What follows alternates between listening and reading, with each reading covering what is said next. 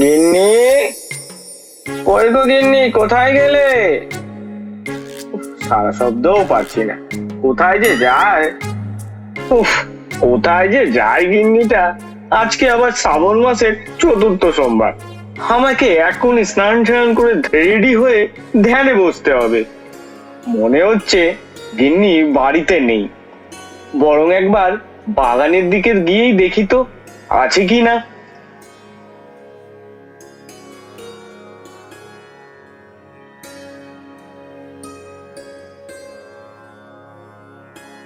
এই তো গিন্নি, তুমি এখানে একা একা বসে আছো, আর আমি সারা বাড়ি তন্ন তন্ন করে ঘুরে বেড়াচ্ছি। তোমার মন খারাপ দেখাচ্ছে, কিছু হয়েছে নাকি? কি আর হবে মহাদেব, লক্ষ্মী, সরস্বতী, কার্তিক, গণেশ সবাই বিশ্বকর্মার বাড়ি ঘুরতে গেছে। আমি একা একা থাকছি, আর ভালো লাগছে না। আমার তো কোনো কাজও নেই, আর আপনিও আমাকে সময় দেন না। এই ব্যাপার, তাই মন খারাপ? আচ্ছা, এত মন খারাপ করতে হবে না, বলো তুমি কি চাও, আমি সময় দেব তো। সত্যি দেবেন? বেশ বেশ, তাহলে আজ আমাকে একটা গল্প শোনান তো। গল্প? আচ্ছা, তা কেমন গল্প শুনতে চাও গিন্নি, বলো শুনি একটু। আপনি বরং কোনো এক অজানা ভক্তের গল্পই শোনান। আচ্ছা আচ্ছা, বেশ বেশ, শোনো তাহলে। অনেক বছর আগে আমার এক ভক্ত ছিল। 3 ভাই বোনের মধ্যে তার বড় দিদি একদিন বাড়ির পাশে কয়লা খুঁড়তে গিয়ে একটি নীল পাথর খুঁজে পায়।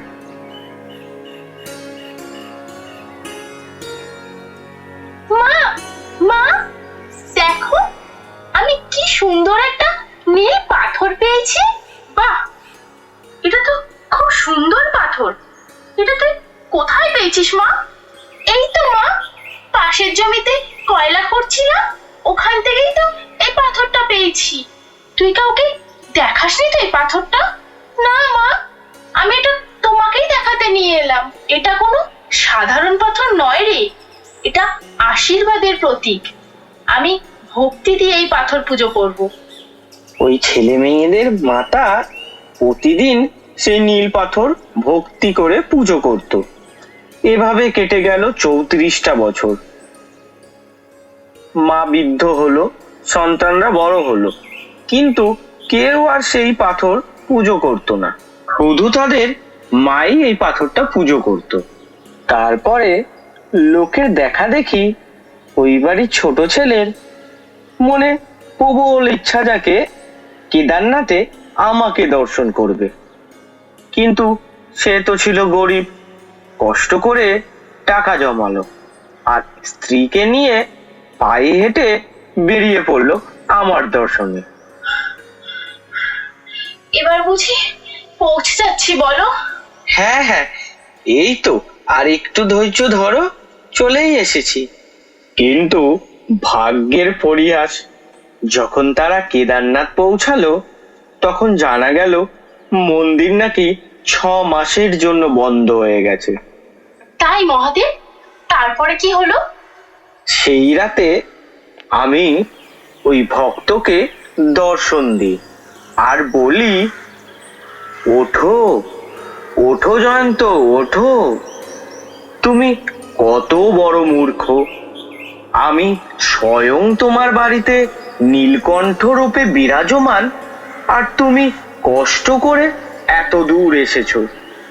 আগে বাড়ি ফিরে আমার নীলকণ্ঠ রূপ প্রতিস্থাপন করো, তারপরে কেদারনাথে এসে আমাকে দর্শন করো আবার। এরপরে সে বাড়ি ফিরে চতুর্থ সোমবারে আমাকে নীলকণ্ঠ রূপে প্রতিস্থাপন করলো।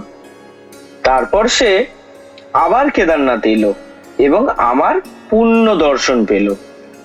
এরপর আমি ওই ভক্তের উপর প্রসন্ন হয়ে তার দারিদ্রতা ঘুচিয়ে দিই, এবং সে প্রত্যেক বছর ঠিক শ্রাবণ মাসের চতুর্থ সোমবারে তাদের বাড়িতে মহা ধুমধাম করে আমার বার্ষিক পূজা করে এবং গ্রামবাসীদের জন্য মহাভোজের আয়োজন করে। কি চমৎকার কাহিনী মহাদেব, এত ভক্তি, এত ভালোবাসা যে আজ আমার মনটা একদম ভালো হয়ে গেল। দেখলে গিন্নি, ভক্তির শক্তি কতটা বড়। এই সময় গণেশ, কার্তিক, লক্ষ্মী আর সরস্বতী সবাই ফিরে এলো। মা, মা, বাবা কি তোমাকে আবার কোনো গল্প শোনালো? নিশ্চয়ই বাবা সেই গল্পের হিরো ছিলেন। বাবা তো গল্প শোনাতে শোনাতে সেই চোখের মুখের নাটক দেখে দেখে আমি তো হাসি থামাতেই পারছিলাম না। এই, তোমরা দুজনে বেশি কথা বলছো না, সাবধান কিন্তু।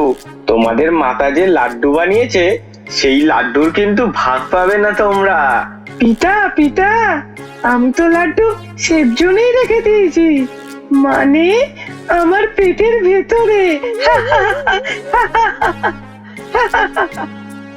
বাবা বাবা, আমি আপনার সব গল্প শুনেছি, কিন্তু একটা কথা, আপনার গল্প শুনে এত লাড্ডু খেতে ইচ্ছা করেছে যে আমি কি বাড়তি রাউন্ডের জন্য আবেদন করতে পারি বাবা?